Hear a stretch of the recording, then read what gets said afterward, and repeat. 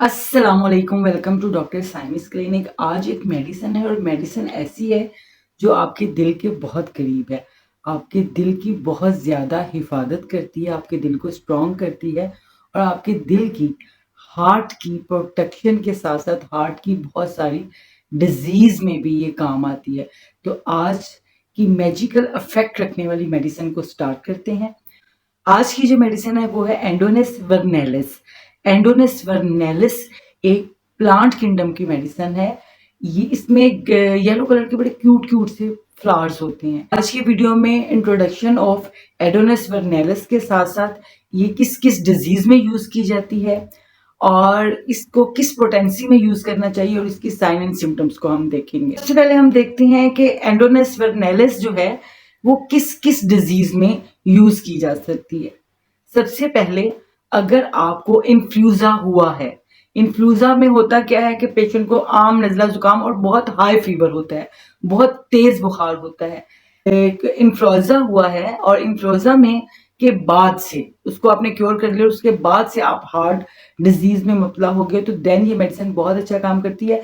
यही वजह है कि कोरोना के जो दौर था, कोरोना में क्या था, नज़ला जुकाम खांसी और बुखार ही था जिसकी शिद्दत थी। कोरोना से फर्स्ट लेयर और सेकंड लेयर से जो पेशेंट बच गए और उसके बाद उनको अगर हार्ट डिजीज हुई, ऐसी कंडीशन में बहुत अच्छा काम करती है। अगर पेशेंट को रूमेटिज्म है, पेशेंट को गेंठिया और जॉइंट्स की प्रॉब्लम रही है बहुत ज्यादा और उसके बाद उसको हार्ट डिजीज हुई है, तो ऐसी हार्ट डिजीज को क्योर करती है एडोनिस वर्नैलिस।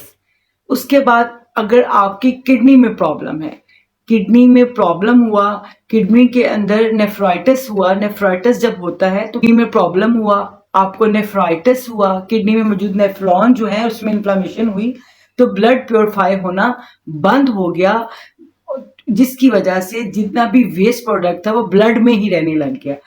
ब्लड में रहने की वजह से पेशेंट की जो बॉडी है उसमें ओडीमा होने लग गया। पेशेंट की बॉडी में ओडीमा हुआ, उसकी टांगों में, हाथ, मुंह, फेस में ओडीमा हुआ। ऐसे ओडीमा को भी ये मेडिसिन क्योर करती है और इस कार्डियोमायोपैथी हो गया, इनलार्जमेंट ऑफ हार्ट, तब भी ये मेडिसिन बहुत अच्छा इफेक्ट करती है। उसके बाद ये तो वो बीमारियां थी, 3 मेजर डिजीज हैं, kidney disease, influenza disease and rheumatism disease. In disease के बाद होने वाली हार्ट डिजीज में बहुत अच्छा इफेक्ट करती है। अब जब किडनी की डिजीज की वजह से आपका यूरिन पास होना बंद हो जाए तो ये मेडिसिन देने से यूरिन जो है वो बहुत तेजी से आने लगता है और उसके साथ साथ बॉडी के वेस्ट प्रोडक्ट्स भी वेस्ट होते हैं, तो बॉडी जो है वो बेहतर अपना काम कर सकता है। उसके बाद फ्रिक्शन में ये मेडिसिन बहुत अच्छा काम करती है। अगर बॉडी में एजेक्शन फ्रिक्शन कम हो रही है तो ये उसको बढ़ाने में मदद करती है। अब सबसे पहले समझते हैं कि एजेक्शन फ्रैक्शन है क्या। जितने मेरे मेडिकल स्टूडेंट्स हैं, मेरे मेडिकल से रिलेटेड मेरे भाई बहनें हैं, वो तो सब समझ गए कि एजेक्शन फ्रैक्शन होती क्या है, लेकिन आपको मैं समझाने के लिए थोड़ा सा डिटेल में जाऊंगी कि एजेक्शन फ्रैक्शन होती क्या है। हमारे हार्ट के अंदर जितना ब्लड आता है, डीऑक्सीनेटेड ब्लड आता है और वो ऑक्सीनेटेड होकर बाहर जाता है। तो जितना ब्लड हार्ट के अंदर आता है, अगर उससे हाफ ब्लड हार्ट से बाहर निकल के बॉडी को सप्लाई हो जाता है तो इट्स मीन कि ये एजेक्शन फ्रैक्शन बहुत अच्छे परसेंटेज पे है। ये कम से कम 50% पे अगर हो तो आपका हार्ट जो है वो बहुत अच्छा वर्क कर रहा है। लेकिन अगर ये 50 से कम परसेंटेज पे हो तो आपका हार्ट की जो वर्किंग है वो बहुत ज्यादा मुतासिर हो सकती है। उसके मुतासिर होने की वजह से कार्डियक रीजनरेशन हो सकता है, कार्डियक एजमा हो सकता है, पल्पिटेशन ज्यादा हो सकती है, क्योंकि पेशेंट का जो ब्लड जो उसको मिल रहा है वो ऑक्सीनेटेड नहीं है, तो थोड़ा सा उठने से चक्कर आ सकते हैं, दिल घबरा सकता है। और टेनिटस यानी कि कानों में घंटियां बजने जैसा प्रॉब्लम भी हो सकता है आपको। जैसे डिस्निया होने लगेगा, shortness of breath. Shortness of breath का मतलब है कि तंगिए तनफुस, कार्डियक एजमा, पल्पिटेशन बहुत ज्यादा हो जाएगी। हमारे दिल भी आपको पता है कि टिश्यूज से मिलकर बनता है और इन टिश्यूज को जिंदा रहने के लिए ब्लड की सप्लाई की जरूरत होती है और क्योंकि इसको ब्लड का सप्लाई होगा देन ही जो है ये अपना वर्क ठीक करेगा। Inflammation of pericardium and inflammation of endopericarditis, ठीक है। तो अगर पेरिकार्डाइटिस है, टिक रिगर्जिनेशन और मर्टल रिगर्जिनेशन में भी बहुत अच्छा काम। ये भी आपको थोड़ा समझाना पड़ेगा कि मर्टल रिगर्जिनेशन क्या होता है और ऑर्टिक रिगर्जिनेशन क्या होता है। चलिए सबसे पहले समझते हैं कि मर्टल रिगर्जिनेशन क्या होता है। कि आपको पता है कि हमारा हार्ट है, उसके 4 चैम्बर्स हैं, right ventricle, left ventricle, right आर्टियम और लेफ्ट आर्टियम। ठीक है, अब होता क्या है कि राइट साइड से ब्लड हार्ट के अंदर आता है और लेफ्ट साइड से ब्लड हार्ट से बाहर चला जाता है। अब राइट साइड से सुपीरियर वेना कैवा से जब ब्लड अंदर आता है तो वो लंग्स में चला जाता है ऑक्सीनेटेड होने के लिए। जब वो लंग्स से ऑक्सीनेटेड होके लेफ्ट एट्रियम से लेफ्ट वेंट्रिकल की तरफ आता है तो उसके दरमियान जो एक वॉल्व होता है, वो वॉल्व जो है वो हार्ड हो जाता है, वो सही तरह बंद नहीं हो पाता, वो सही तरह बंद नहीं होता, जिसकी वजह से जो ब्लड है वो फ्लो बैक कर देता है।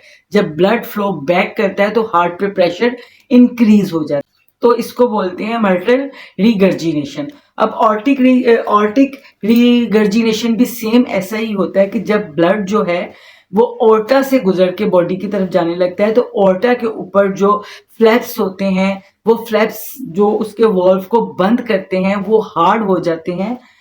वो हार्ड होने की वजह से वो सही तरह क्लोज नहीं होते हैं। जब वो सही तरह बंद नहीं होते तो ब्लड फ्लो बैक करता है। जब ब्लड फ्लो बैक करता है तो उसके लेफ्ट चैम्बर में जो प्रेशर है वो इंक्रीज हो जाता है, तो उसके क्या होता है, लेफ्ट वेंट्रिकल हाइपरट्रॉफी, यानी कि लेफ्ट वेंट्रिकल के हिस्से का भर जाना। सीसीएफ देखने को मिलता है, कंजेस्टिव कार्डियक फेलियर।